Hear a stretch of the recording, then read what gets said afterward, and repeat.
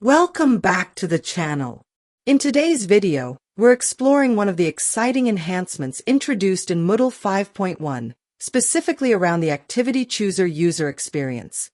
Moodle 5.1 brings several UI improvements, and one of the standout upgrades is how activities and resources are now displayed in the Activity Picker pop-up. Instead of a flat list, everything is now organized category-wise, making it much easier to find what you need.